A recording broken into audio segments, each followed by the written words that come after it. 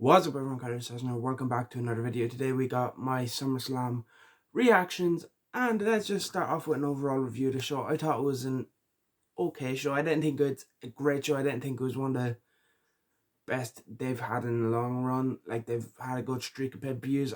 I feel like this was kind of on the weaker side, just my opinion. Some good stuff, some very good stuff, some not so good stuff. Some stuff I thought I like under-delivered, some stuff I thought over-delivered. Um, Literally just gonna break down. First half of the show, I wasn't really that big on. Second half of the show kind of picked up a bit more. So yeah, let's just get into it. And let's start with match number one. Logan Paul and Ricochet kicked things off. Of course, this is because Logan wanted to go on early so he could travel to the Jake Paul fight. Logan gets the win over Ricochet after somebody hands him brass knucks and distracts the ref. This allows Logan to hit Ricochet with the knucks and get the 3 count. I'm not sure who jumped the barricade and gave the brass knucks to Logan was. I don't think they ever gave him a name on commentary. They just said it's one of like Logan's friends or something like that. So yeah, I'm not too sure who it was. I don't think it was anyone like that like like I don't know if we're supposed to know who it is, or just like someone who's like, okay, here, we're just gonna do this. So yeah, like maybe we'll find out who it was. Maybe it leads into something with Ricochet. But yeah, I didn't really like get a good look of who it was. I don't think they said who it was, or unless maybe I missed it. Match was okay. I didn't think it was anything special. When you're hyping a match up as the most viral match in WWE history, I'm expecting a bit more. To me, this was just a standard match. I feel like it was just like a standard Ricochet match. And I don't mean that in a bad way. I like Ricochet. I thought that he had a good show in this match. I thought he had a good show, and I thought he was given a good spotlight to show what he can do and what he's allowed to do. But like, I followed Ricochet before he was in WWE. Like, I watched him in PWG, in New Japan, here in OTT. I've seen him live a couple times, Legit Underground. You know, it felt like a Ricochet match I've seen a lot of times before. And when you're building something off as the most viral match, I don't want something that I feel 100 times. I've seen 100 times, and I'm not even just saying Ricochet matches. I feel like I've seen this style of match 100 times. I've seen matches like this 100 times. Maybe that's just like on me. But there's like no crazy memorable spots. You think of their interaction at the Rumble and that springboard crossbody. You think the Money in the Bank match and the Spanish Fly. There was nothing like that. There's no like memorable spot. And like, I feel like when you're hoping it up as the most viral match, and you already have these two big spots with these two, and you don't even like do anything to top that. Yeah, it was a bit underwhelming. Maybe I just had too high of expectations. But yeah, I thought it was a solid match. It was okay, but you know, not really special. I don't think it's one I'm going to be dying to go back and rewatch. That's just me. But yeah, again, Logan looked solid in ring. Ricochet, fantastic as always. But yeah, there was just something about where it didn't really click for me. Like, I don't know. It was just missing that big moment, I feel like. But again, I feel like if they didn't build it up as like the most viral match, and they didn't have that history of Ricochet and Logan doing these crazy spots together, I would have thought it was fine, because it is a fine match.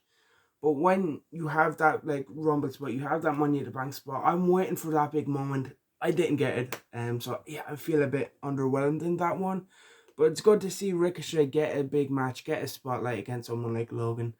Because Ricochet is fantastic and someone who's been underutilized, I feel like, in WWE for a long time. Then we had Cody Rhodes beat Brock Lesnar. Again, this is another okay match, nothing special. Not one I feel like I'm going to be dying to go back and rewatch again either. Might be the weakest out of the 3 matches, I feel. Because I did enjoy the Night of Champions match. I really liked that one. I thought the Backlash match was solid. I wasn't a big fan of the finish, because You had Brock get busted open and kick out with 2 crossroads, and then just kind of him get like rolled up. It was kind of like a bit underwhelming there. But I thought the match itself was good. This one I feel like was probably my least favorite out of the 3. Cody gets the win after hitting 3 crossroads on Brock. Brock dominated early, just kind of throwing Cody around like Brock does. There was a period of time where Brock was just, Cody would get up, Brock would close down him over the top. Cody gets back in at 9. Brock knocks him out again, F5 through a table. Cody gets back in at 9, and there was like a couple of near count out wins for Brock. But yeah, then Cody turns things around by using the steel steps, like not just pushing Brock into him. He picks up the steel steps and hits Brock. DQ ref. Okay, was this a no DQ match? They didn't say it was. They only used the steps. I feel like they didn't use any other weapons other than the announce table. But again, you never get DQ'd by putting someone through an announce table because it's part of the environment. I don't know. It's not like you're hitting them with it, but yeah, that's a bit of a weird one. After the match, Brock raises Cody's arm, and apparently Triple H is saying, "Oh well, that was unplanned." So whether that was a planned thing or if it actually was unplanned, I guess. Brock raising Cody's arm apparently wasn't planned, according to Triple H in the media scrum. LA Knight then wins the Slim Jim Battle Royale. Not too much to say here. MVP comes out before the match is about to start. It says, "Oh, there's one more person here," and Omos comes out. And yeah, the 25-man Slim Jim Battle Royal sees LA Knight get the win, last eliminating Sheamus. I enjoy Battle Royals, so I thought this was a fun, enjoyable Battle Royal. Again, it's not like too special. It's just, if you enjoy Battle Royals, it's an entertaining Battle Royal. Yeah, it's like one of those match types where it's never like anything too special. I just think they're a bit of fun and enjoy them. So yeah, good to see LA Knight get a win here, but hopefully they can continue to build on this and have this be the starting point, and rather than LA Knight's big reward for getting over and the fans loving him is winning a meaningless battle royal, where the whole point of this battle royal was just as a promotion tool for Slim Jims, because there is no reward. It's not like it was number 1 contendership for the US title or the Intercontinental title or one of the world titles. Like, there was no stakes. It's literally just, well, here's a promotional battle royal brought to you by Slim Jim. So yeah, hopefully they can continue to build on LA, and I use this as kind of I don't want to say launching point, because he has been over, but he hasn't really been given like much in terms of results. Like, he didn't win Money in the Bank, he didn't win the US title eliminator tournament thing that they were doing. So hopefully this can be the launching point they need for finally capitalize on all this momentum and all of this fanfare behind LA Knight. Yeah. Shayna Baszler then beats Ronda Rousey in the MMA rules match. I did not enjoy this match at all. If anyone was thinking of bringing back Brawl for All, here's a good reason why not to, because I just didn't think it was great. At least Shayna got the win here, choking out Ronda. Shayna getting the wins is the only thing I really have positively to say. I would have much rather this just be a fight pit. It's already an established gimmick. Like, the MMA rules just did not work. It did not click. You could have just done it in the fight pit. Maybe it would have been a bit better. But Ronda passes out. Shayna gets the win. Only real positive there is Shayna getting the win. And it seems like Ronda is done, at least from what's been doing the rounds online. So yeah, at least Shayna got the win. And hopefully that can, again, they can kind of build on that, because Shayna, again, someone who's been underrated on the main roster for a long time. All you have to do is look at her NXT work. She is a fantastic heel champion there. We haven't really got to see that on the main roster, so hopefully this is the beginning of a Shayna singles run. Then here is where things started to pick up, in my opinion. Well, for the next two matches anyway. And the first one is Seth Rollins versus Finn Balor. This was awesome. Probably my match of the night. It's really good matchup. Damian Priest, of course, gets involved, throws the briefcase into the ring, and then goes over to the other side, distracting the ref. Finn Balor goes to grab it, gets curb stomped onto it, and that gives Seth the win. So once again, Damian Priest's presence, his interference, cost Finn Balor, continuing to tease the dissension between Finn and Priest. And after the match, Priest kind of looked fed up, and so interesting to see where this goes. I like the Judgment Day. They're my favorite thing on Raw. I don't want to see them split up just yet. I feel like there's a lot more. Personally, I would rather seen Finn win the belt and continue to tease the tension with Finn as champion and Priest in the group with the briefcase kind of just over his shoulder. I feel like that is something we haven't really seen in WWE. It's a story I'm trying to, not to, like, my memory that I can think of, where in the same group, the same team, you had the world champion and you had someone with the briefcase kind of just right behind him. And it's such an easy thing to do. I'm surprised they haven't gone with. Also, another reason I really thought they should have gave the belt to Finn here was the whole story with him and Seth saying, "This is my redemption. 7 years ago I became Universal Champion, but you injured me, took that away."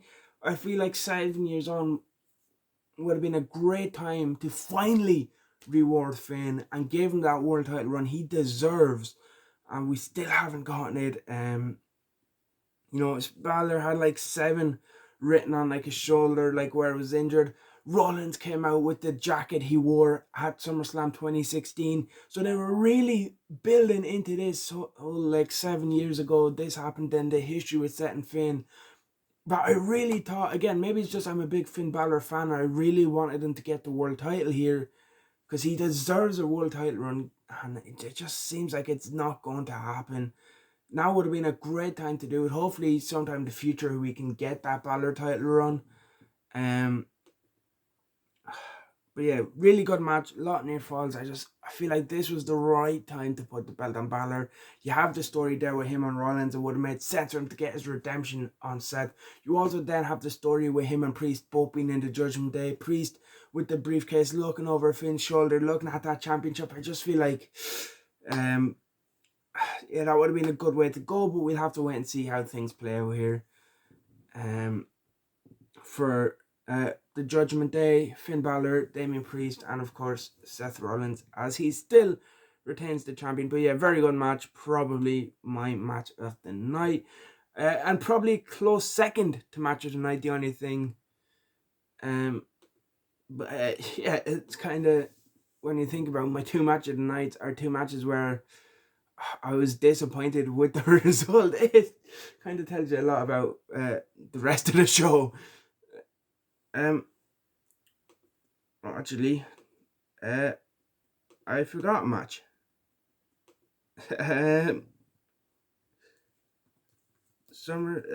Sorry, I just realized I forgot in my notes to put down Seth Gunther versus Drew. I just noticed that's completely missing from my notes here. This match happened before Rollins and Balor. This is probably up there again for my match of the night. For the Intercontinental Championship. So yeah, these 3 matches that I'm talking about, Seth and Finn. This Intercontinental Championship match, which actually happened before Seth and Finn, I just forgot to write it down on my notes here. Gunther does retain the Intercontinental Championship, as you probably would have expected, considering he's so close to Donkey Kong Man's record. Well, it's so weak, so you probably wouldn't expect him to do it, but as you would have hoped they would have done. Very good matchup here. Gunther retaining, as you'd expect between these two, hard-hitting matchup. Just a lot of like strikes, a lot of like lariats, power bombs. And yeah, another great title defense for Gunther. He's just been a fantastic Intercontinental Champion. He deserves to break that record and go on and be the longest reigning Intercontinental Champion. his title defenses have been great. His run has been great. He's elevated that belt up. He deserves that record. I hope they do it. Interesting to see what they go and do with Drew now. Of course, you had him come back at Money in the Bank. He goes to go up against Gunther, and now he's lost. I'd like to see heel Drew McIntyre. Personally, I feel like Drew's at his best as a heel. I feel like it's like the most entertaining version of Drew, just him being a badass heel. Maybe you could have Drew going after Seth here for the World Championship as a heel. But yeah, again, fantastic match. Similar style as you would have expected to the Mania Triple Threat. Similar style as you'd expect to the Gunther Sheamus matches. I wouldn't say it's as good as the Mania Triple Threat or the Sheamus match, but it's a very good match and definitely one of the best matches on this card. And one of the contenders for match tonight. Then we had Seth and Finn, which I already discussed and talked about. And then another one of my contenders for match of the night, Asuka versus Bianca Belair versus Charlotte Flair. This triple threat match I thought was great. I really enjoyed how this match was. Bianca wins after Charlotte has her in the figure eight. Of course, Bianca injured her knee in this match and was kind of selling the knee. She was about to go back to the back, but then decided to go back. I think Flair had Asuka in the figure eight and Bianca comes in to break it up. Eventually, Charlotte locks in the figure eight onto Bianca. As Charlotte has the figure eight locked in on Bianca, Asuka hits the mist on Flair. This allows Bianca to roll up Asuka and get the tree. And at this point, I was really annoyed because I didn't want Asuka to lose the belt. I didn't think they should have put the belt back on Bianca. She had the belt for like a year, lost that Night of Champions. So to give her back the belt 2 months later, I was like, I want to see something different. I was kind of tired of Bianca's reign. I didn't want to see Charlotte become a 15-time champion because, again, it's something we'd seen a lot of in the past. I do like Bianca, I do like Charlotte. It's just I wanted something different, and I feel like we never got a proper Asuka run. But Asuka dropped the belt back to Bianca. But here comes Io Sky to save the day, cashes in and wins the belt, and becomes your new the WWE Women's Champion, beating Bianca Belair for the belt. Io then celebrates with Bayley and Dakota Kai, who of course has been out with injury, but she was there last night to celebrate. And 1 year on from debuting last year at SummerSlam, Damage Control celebrating Io Sky becoming a champion. I've been a big Io fan ever since I first started watching Stardom, and I loved her in NXT. I loved her. I loved the stuff with Damage Control. So yeah, interesting to see where this goes. Happy to see Io with the belt again. It's something new it's not like Bianca or Charlotte again that we've seen a lot of. So yeah, I'm excited to see what they do with this Io run. And I hope they give her a good run, and it's not just a transitional champion just to drop the belt back to Bianca or Charlotte after a month or two. Yeah, I hope it's an actual good reign here for Io. Maybe leading to eventually a Bayley Dakota Kai match. Maybe you extend this out to Mania, and at WrestleMania you do Bayley, Dakota, Io in the triple threat for the title. Maybe you could build that or something. That could be fun, but that's just fantasy booking. You could of something I'd maybe like to see in the future. Then the main event, Tribal Combat. Roman Reigns, of course, retains over Jey Uso after Jimmy Uso pulled Jey out after Jey hit the splash on Roman. Looked like he's going to get the 3 count. Jimmy comes, pulls him out, super kicks his brother, and that allows Roman to get the win. Interested to see how things go with the Usos feuding. We haven't really seen this before from the Usos. They've always been lying together. We haven't really seen tension in the Usos. So yeah, I'm interested to see where that goes. I hope it's not Jimmy going back with Roman. I feel like that's a bit of a backward step. But if it's just Jimmy saying, the reason Jimmy was the first one to stand up for Roman, and it was Jey who had to make the decision. So maybe you have Jimmy jealous of his brother saying, I stepped up to Roman because I wanted to be the tribal chief. I wanted to be champion. And then you try taking that away from me. Or something like that. I'd rather have that than just Jimmy actually going, oh no, I was with Roman the whole time. He didn't like celebrate with Roman, he just like walked off. So maybe that is where we do go. Match itself, I don't really have anything to say about it. It wasn't really anything special. Like, it wasn't the best match. It was okay. Yeah, and like, I honestly don't really have anything to say about it. But of course, you know, typical Roman match, Solid did get involved. We had Jimmy get involved. But yeah, that's going to be it for this video. Let me know what you thought of SummerSlam in the comments section below. Leave a like if you enjoyed, subscribe if you haven't already. I'll see you in the next one.